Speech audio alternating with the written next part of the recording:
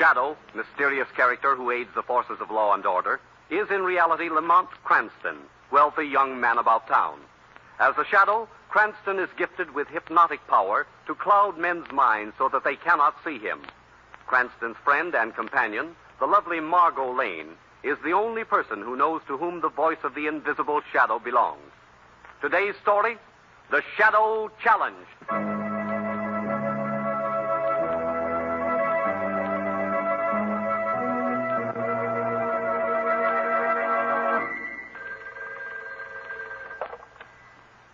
Hello? No, I can't speak to him.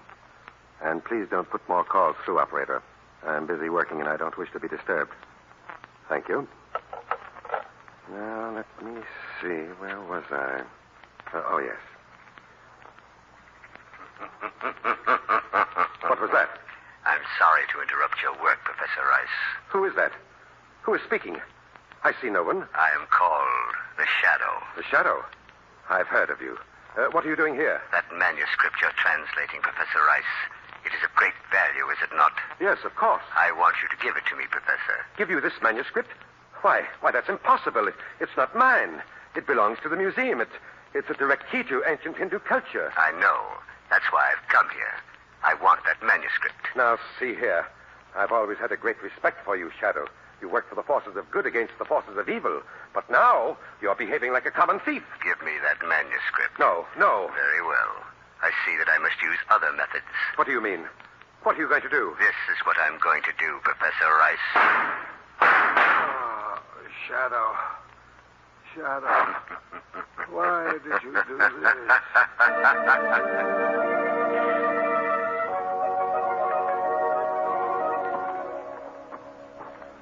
Oh, Lamont Cranston, to think that I believed you all these years when you told me what a golfer you were. Oh, I just had an off day, that's all, Margot. Even the best of us experienced those.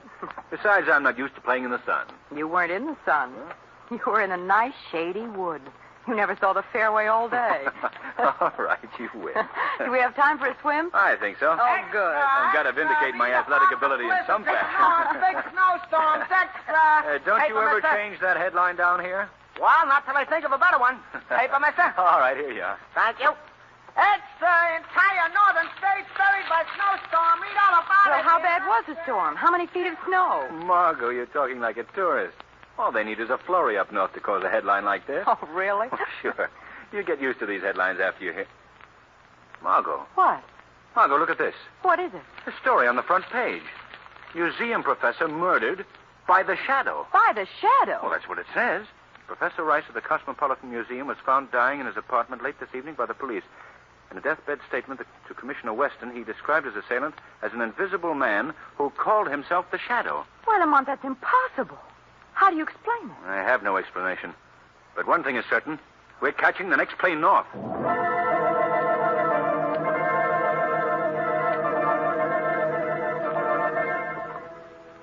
And you say, Commissioner Weston, that the dying man swore that his assailant was the Shadow? That's right.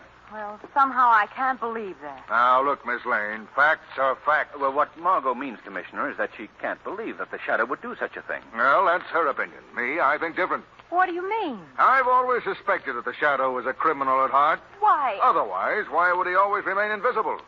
Oh, I tell you, he's a bad egg, and this murder confirms it. This manuscript, Commissioner, the one that the killer stole from Professor Rice. What do you know about it? Well, it's something that the professor was working on. Rice and 3 other scholars are employed by the Cosmopolitan Museum, specializing in, restoration and recreation of ancient Hindu culture. Yes, I'm acquainted with all of them and their work. Well, you probably know more about it than I do. Anyway, this manuscript was very valuable to them. But what value would it have to anyone else? That's out of the department, Miss Lane. My job is who put it to the corpus delicti. In other words, who killed Professor Rice? The answer to that is the Shadow. And the motive? Larceny, my friend. Good old-fashioned larceny. Shadow wanted that manuscript, and he killed the guy to get it. Commissioner, I don't think that the Shadow had anything to do with it. Look, I heard the accusation with my own ears just before the erstwhile Professor Rice gave up the ghost. Nevertheless, I can't believe the Shadow is guilty. And I hope to be able to prove my point. How? Well, with your permission, I'd like to go to the museum and talk to Professor Rice's associates. See what I can learn. Go ahead. Go ahead, my friend.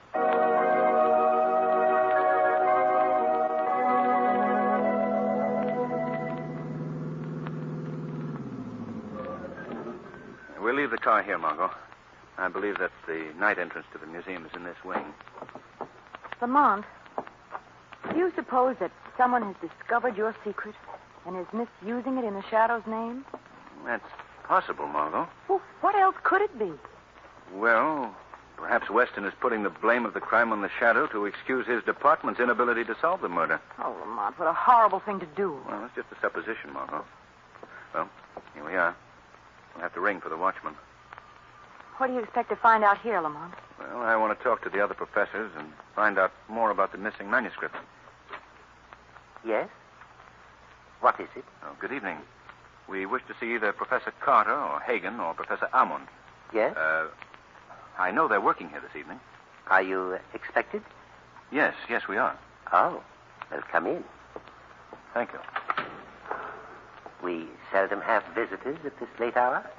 Well, I guess not. I must ask you to walk quietly, please. They do not like to be disturbed. You mean the professors? Oh, no, not the professors. I mean those that live here. Oh, are there people there? This is their time to rest. Who? Those that you see about you, the statues, the paintings. Tires them, you know. People staring at them through the day. Oh, yes. Yes, I can understand that. Lamont, does he mean... Margot, the statues must appreciate your consideration for them, sir. Oh, yes, they do. They know that I watch over them through the night. There is the door to the offices. I must leave you here. Oh, well, thank you. Yes, it was nice of you to show us the way. Not at all. Good night. Good night. Yes, good night. Cheerful fellow. Makes you feel right at home. Yes. Well, let's go in, Margot. Oh, it's you, Mr. Cranston. I didn't expect to see anyone. Oh, I'm sorry. This is Miss Lane, Professor Carter. How do you do? How do you do, Miss Lane? Won't you go into the office? Professor Armand is there. I have to consult a file. I'll be right back. Oh, yes. Thanks, Professor Carter. Well, come along, Margot. All right. May we come in? Oh, yes. Yes, of course, Mr. Cranston. Do come in. Thank you. I don't believe you know Miss Lane. No, I have never had the pleasure. This is Professor Armand, Margot. How do you do, Professor? I am most delighted to make your acquaintance. Won't you both be seated? Thank you. Thank you. I spoke to Professor Hagen this afternoon. Did he explain to you the purpose of my visit? Yes, he did. You are interested, I believe, in solving the murder of our most worthy colleague, Professor Rice. Yes. A very noble endeavor. I thought I might begin by learning more about the manuscript that Professor Rice was working on when he was killed. An excellent beginning. Yes. What was its value, Professor Almond? The missing manuscript was quite priceless in rarity, but its monetary value was slight indeed because any attempt to resell it would bring immediate arrest. Well, Professor, what was in the manuscript? I must confess that I do not know. You see, it was one section of a single volume that the four of us were translating. Each of us took 1/4 of the work. The work deals with ancient Hindu culture, doesn't it? Yes. Would it by any chance contain any secrets? Secrets of that civilization which could be of value to someone today? I fear that I am not at liberty to answer that question, Mr. Cranston. Perhaps Professor Hagen might be of greater service to you. He is our superior, you know. Where is the professor? He's working in the laboratory upstairs. I shall be most willing to go up and get him for you. But can't you possibly... I shall return in a moment with Professor Hagen. You will excuse me, Miss Lane, Mr. Cranston. Thank you. Oh, yes. Well, our Hindu friend didn't appear to be too willing to talk. No. I believe he knows much more than he can to tell. Lamont, I wonder if... Should we answer it? Well, I suppose I'd better. Hello? To whom am I speaking? This is Lamont Cranston. Oh, then I can leave my message with you. Certainly. What is it? Of the 3 men who once were 4, one more is about to die. Who is this? Who's speaking? The Shadow. The Shadow? Hello?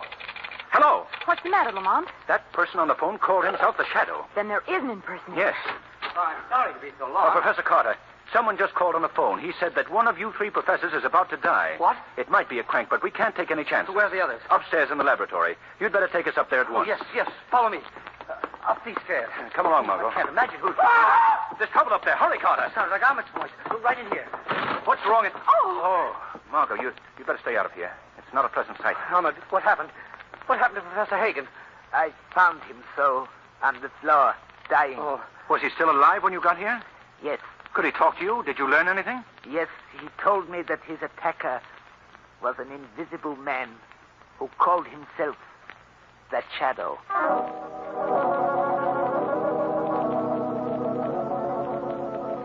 Well, Margot, we now have definite proof that someone is impersonating the Shadow. Yes, Lamont, but what can you do about it? Don't worry, Margot. I've always used the power of the Shadow to aid the forces of law and order, to help good conquer evil. Yes, I know. And now that someone else has discovered my secret of invisibility and is misusing this power, I shall travel to the ends of the earth to conquer him. This, Margot, is the Shadow's greatest challenge. But I'm sure that I can meet it and come out on top.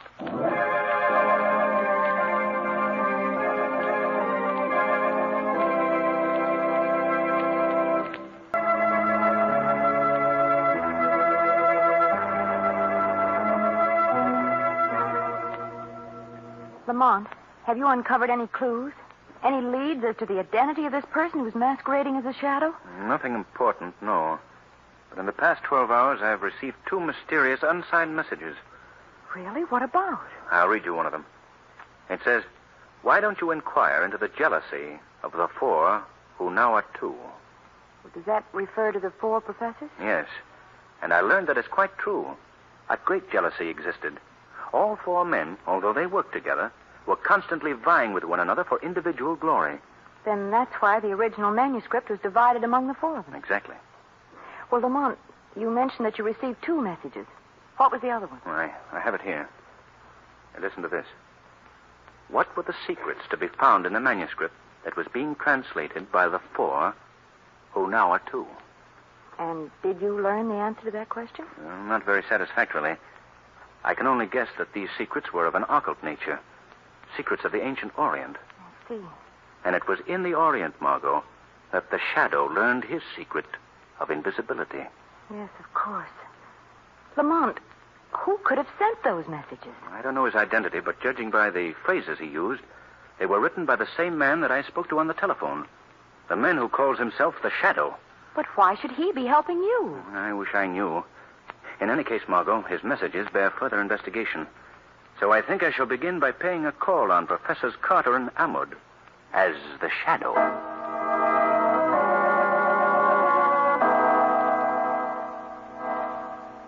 Do you by any chance have a feeling of uneasiness, my dear Professor Carter? How do you mean? We still have in our trusted possession the remaining parts of the manuscript. That would make us, shall I say, logical victims. Then you believe, Professor Ahmed, that we too are marked for death? That was not my statement. I merely point to the past as a warning of the future. Well, that's a pleasant picture. If you don't mind, Professor, I'd rather not hear any more of your prophecies tonight. Very well, if that's... What was that? You'll pardon my intrusion, gentlemen. Who speaks? I see no one. Allow me to introduce myself. I am called the Shadow. Shadow? He's come here to kill us. Now, don't be alarmed, Professor Carter. I shan't harm you. I've merely come here seeking information. It is true. It is true, just as we have heard. You are invisible, Mr. Shadow. Yes. Very interesting. Very. How do you achieve this invisibility? By hypnotizing your minds, gentlemen. Are you here to kill us as you did the others? I did not kill the others, Professor Carter. That was done by an imposter who used my name. And you can both help me to trap this masquerading murderer. Help you? How? By telling me what I wish to know. By answering my questions. What are your questions? What precious secrets were contained in the manuscripts that were stolen? Secrets? I do not understand. No evasions, please, Professor Amud. You are both working on sections of that book. What is it about? What mysteries of the ancient Orient does it reveal? I am afraid you have been misinformed, my dear Shadow. Hasn't he, Professor Carter? Oh, yes. Yes, there are no secrets. You're lying, both of you. Lying? Yes, and your lies are most incriminating. You see, gentlemen, I happen to know the circumstances surrounding the death of Professor Hagen. And based on these circumstances, either of you could have been his murderer. That's not true. You don't know what you're saying, Shadow. Ah, but I do. So shall we say, gentlemen, that it might be wise for you both in the future to be much more careful.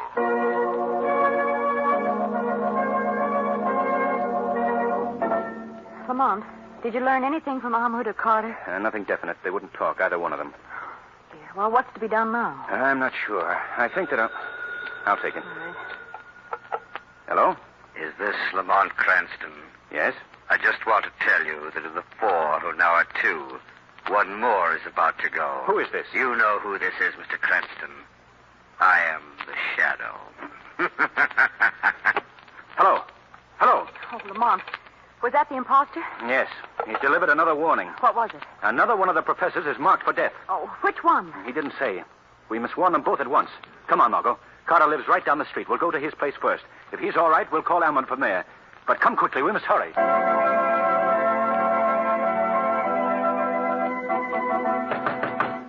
Professor Carter. Professor Carter. Lamont, do you suppose something's happened to him already? We'll soon find out. I'll use the skeleton key. I hate to do this, but... there we are. Come on, Margot. Professor Carter! Lamont, look. The living room. There's been a fight. Yes, furniture overturned, lamps broken. But where's Carter? I'll look in the bedroom. Carter! Carter, are you in there? Any sign of him, Lamont? No. This is the only other room in the apartment. What could have happened to him? I don't know. It's quite obvious, though, that he was the one selected as the next victim. This whole thing becomes more baffling every minute. Quite the contrary, Margot. I think it becomes increasingly clear. What do you mean, Lamont? Before we came here, Margot, I was practically convinced that either Carter or Ahmad was the one who murdered Hagen and Rice. Lamont, are you serious? Yes, Margot. I felt that one of them had learned something from their share of the manuscript that made them kill to obtain the other men's copies. I see. But how was the Shadow impersonated? That fits into it, too, Margot, very neatly. I learned the secret of invisibility in the Orient. It came from an ancient source. And one of those men could have learned this secret from his manuscript. Yes. Yes, that's very logical. But now that Carter is missing... Yes, that leaves only Ahmad. And I think we should pay a call on that gentleman at once.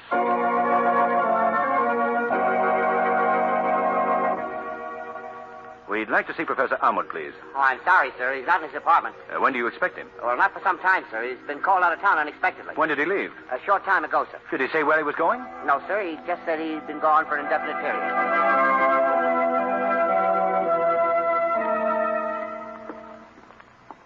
Well, I guess that just proves Ahmad's guilt, doesn't it, Lamont? I don't know, Margot. I've been reviewing the entire case in my mind, and several new factors have occurred to me. What are they? Well, let's wait till we get into the apartment. We'll talk over a cup of tea. All right. Won't you go in, Margot? Yes, thanks. Lamont, look, there seems to be a note here right under the door. A note? Let me see it. Here. Well, listen to this, Margot. Tonight at the hour of midnight in the storage room in the basement of the museum, the one whom you seek can be found. Does that mean the person who is masquerading as the Shadow? I think it does. What time is it, Margot? Let's see. About 20 of 12. Well, if I don't want to keep our friend waiting, I'd better be getting over to the museum. Well, Lamont, suppose this is a trap of the killers, a scheme to do away with you as he did the others. I'll chance that, Margot. But I want you to get word to Commissioner Weston. Have him at the museum with his men at 12:15. Tell him that he will find the murderer who has pretended to be the Shadow.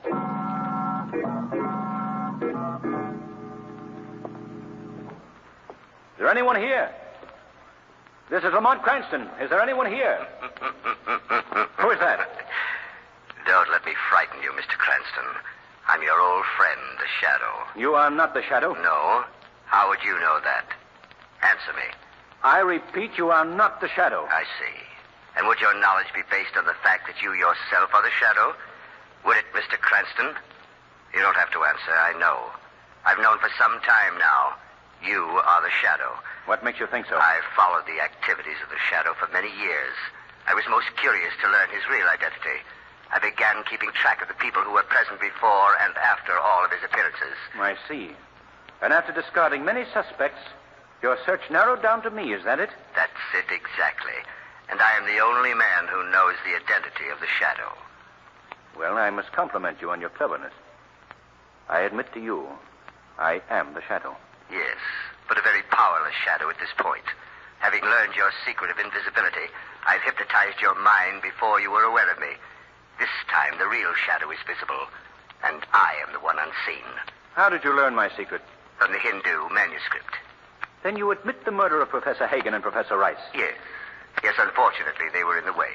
Why did you commit these crimes in my name? Because I wanted to attract the attention of you, the real Shadow, and I succeeded. I led you on, Lamont Cranston, with my phone calls, anonymous notes. Why?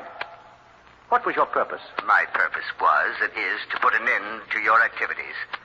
After tonight, Mr. Cranston, I alone will be the Shadow, and I shall capitalize on this power.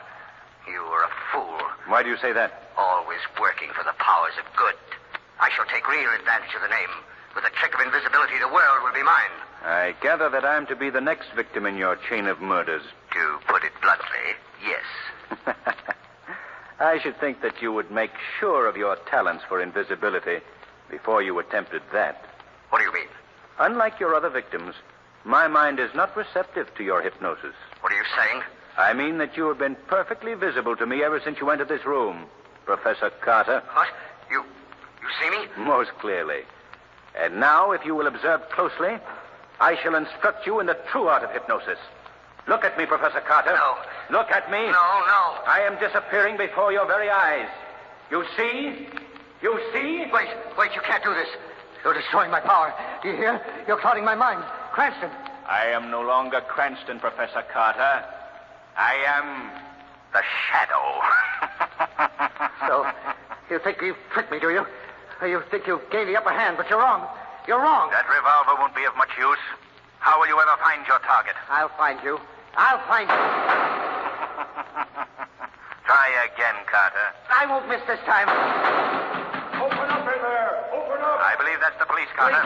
You'd better put down that gun. Let them come and get me, and they'd better come shooting. You'll have to break open the door, Commissioner. We're coming in. And beware, this man here is armed. Keep out of here. I'm warning you, keep out. You're not going to take me. Oh. He's been hit, Commissioner. Come ahead. Shadow. So you're here, too. I came here to apprehend that man on the floor.